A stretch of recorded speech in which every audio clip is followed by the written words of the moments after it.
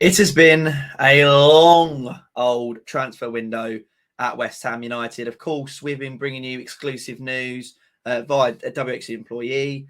We've been bringing you videos, daily videos, every single day. At least we've tried to. On every single transfer, we try to be as up to date as possible with every single transfer, bringing you our opinions, bringing you the news, all that sort of stuff. But it is over. It's finally over. Apart from, of course, the pending question of whether Jesse Lingard will sign for the club. But hopefully that won't be too big a saga. But I thought what we do now is, now the transfer window is over, we give final thoughts. We take you through all the transfers, because actually looking at our transfer news or the transfer done deals, there's some transfer I didn't actually realise took place. So we're going to be going through all the transfers, giving my opinion on it, talking about what I think we did well in the window, what I think we didn't do well in the window, what we might need in January. Talking about, of course, the numbers, out of 10, how good I think the transfer is, all that sort of good stuff. So let's just take a breather. Let's just relax. West Ham's transfer window is over. And let's just go through West Ham's transfer dealing. So we're going to start with West Ham's out list. We're going to start with the players who got released. So Mipu Odebeku got released. Listen, I think he was good when he first came in. Had a lot of potential, reminds me of Mbama, although I think Mbama is a lot better. I really, really like the look of him. He played a few games. Nothing really happened, unfortunately, for him. He did a couple of loan spells. They didn't work out very well. Doncaster, Huddersfield, he didn't really hit the ground running. I think, unfortunately, as harsh as it sounds, if you can't hit the ground running in the Championship, then you're not going to get much choice being back at the club, unfortunately. So, it's a big shame. And obviously, I wish him every single joy in trying to find his future endeavour. But yeah, I don't think it was going to work out at West Ham. We also got Brian Kinnear. I don't really know a lot about this player, but he's been released. So hopefully he does well in his career. Armstrong Okafleck, I think again, there's a similar situation with Odebeku, a player that you look at the talent, you can see the talent in him, but it just wasn't really going to work out at West Ham. Also, Manuel Lanzini, he wasn't released. He left on a free with his contract, so not necessarily the same thing. But listen, that's a transfer that I think needed to happen in a sense for him. It's a shame as a West Ham as a West Ham fan to see that happen, because I think he's been a great asset to the squad. But realistically, I think it needed to happen. I think we've got the cover to make up for him. Really big fan of him. I think he was one of our best players. He was as good as Payet, I think, when he was there. He just got swept under the rug because Payet was just that good. So, a shame that he's left, but I think it was definitely the time for him to leave. Next, we're going to go for our loans. So we got Kamari Sawyer on loan to Crawley Town. I'll be honest, I'm not a huge fan of Crawley Town. There's been a lot of controversy over them in the last couple of years with managers, potentially, especially with Kamari being, a young black player.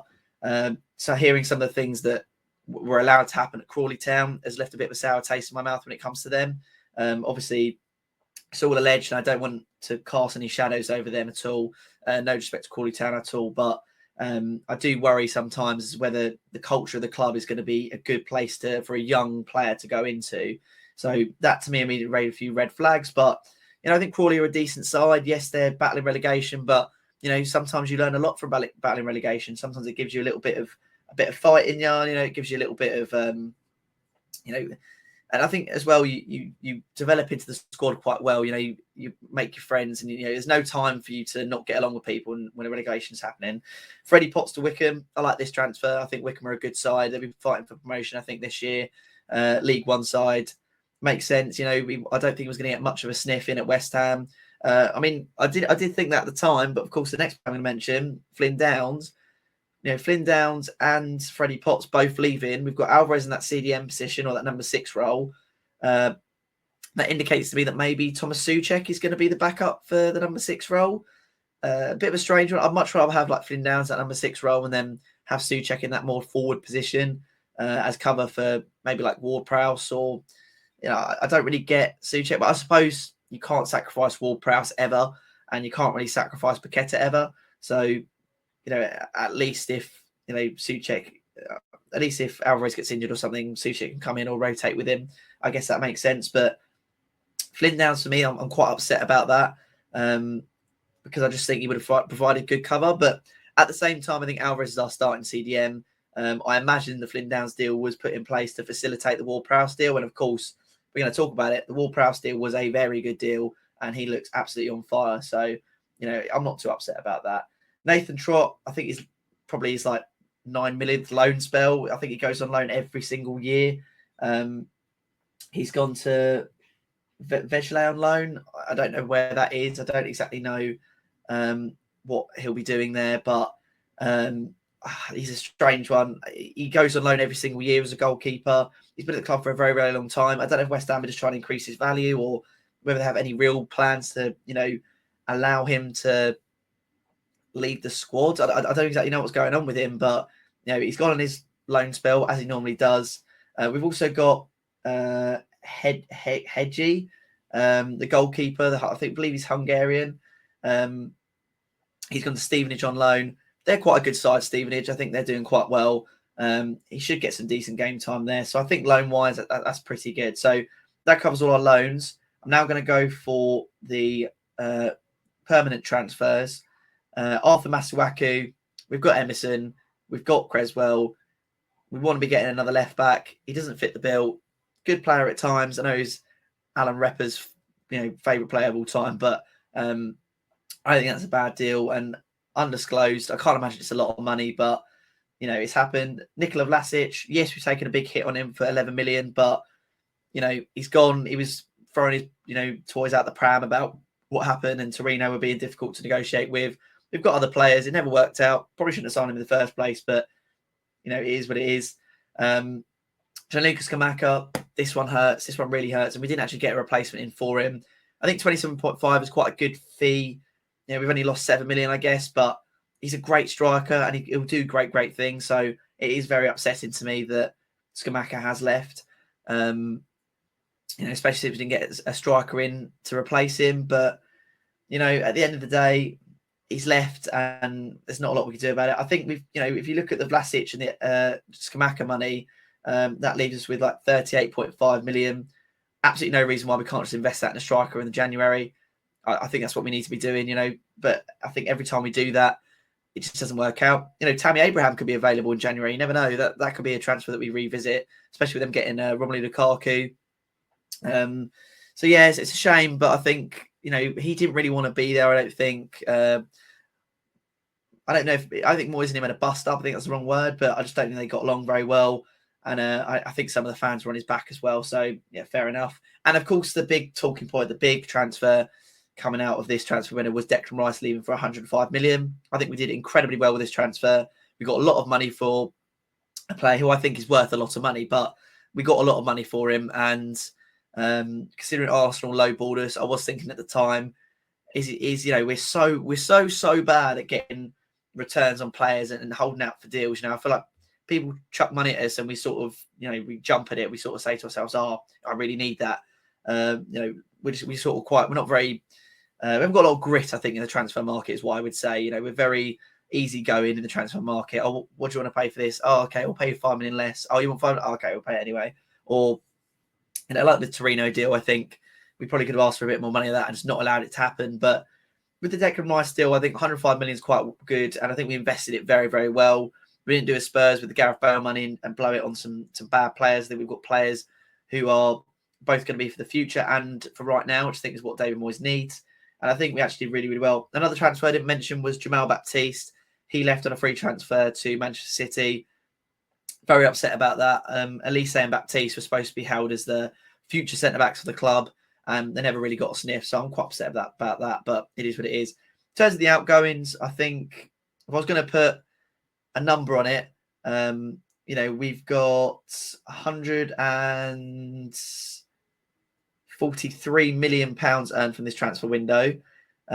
We have lost in total 1, 2, 3, 4, 5, 6, 7, 8, 9, 10, 11, 12, 13 players. That's Declan Rice, Scamacca, Masuaku, Lanzini, Downs, Okaflex, Hedgie, Trott, Potts, Vlasic, Sawyer, Kinnear, and Odebeku. So yeah, we've lost quite a lot of players, but a lot of those were younger players. A lot of those were academy players. You know, the only first team players we lost, I wouldn't even count Vlasic, who was on loan last year. The only first team players we've lost are Lanzini, Scamacca, and Rice.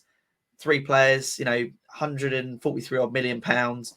I'd say if we signed a striker, I would give this outgoing window probably about a 9 out of 10. Yes, we've lost Rice, but he's got a lot of money for him, so I'm happy about that. And it was his time to go, I think. But if we sign a striker, I think I'd give this window a 9. Because we didn't, I think letting him go with no replacement is quite bad. I think we've got some good loans in there. We didn't lose so many important players. I'll give it an 8 out of 10. In terms of the West Ham's incomings, Mohamed Kudus, of course, for 38 million. What a signing that is. That's an incredible signing. Edson Alvarez, Ajax, 35.4 million. I think that, again, is very, very good business. He looks the bollocks. James Ward-Prowse Samson, 30 million. I mean, you know, if he was playing in the Premier League, they would have offered 50 million for him. So I think that is the best business of the window, personally, in my eyes, for West Ham. Yes, we have this exciting youngster in Mohamed Kudus, I think will do very well. Yes, we've got Alvarez, who looks incredibly good. But listen, James Ward-Prowse, 28 years of age, he could be our maestro for 7 years easily. He is absolutely electric. He's so good at set pieces. He's settled the club so well. Future club captain. I'm absolutely in love with him. I think he's brilliant. And Konstantinos Mavropanos hasn't played for us yet. Looks an exciting player. 19 million pounds. I think that's really good going.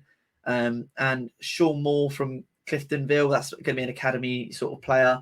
And also a strange one was, I think it was Andy Irving from an Austrian side. Now, this was a very strange transfer. And actually, oddly enough, people looked at the player and were actually really, really excited about him and thought he was going to be a very good centre mid, not knowing that we were just going to loan him instantly back to his parent club. So essentially, the idea there is that they're going to become a feeder club to us, a bit like the RB or Red Bull model, I suppose, where Salzburg feeds it into Leipzig. You know, they get all their sort of decent players, and in tune they loan players out, or they pay money or whatever it is. So both clubs get a bit out of it. So it seems like that transfer is kind of as like a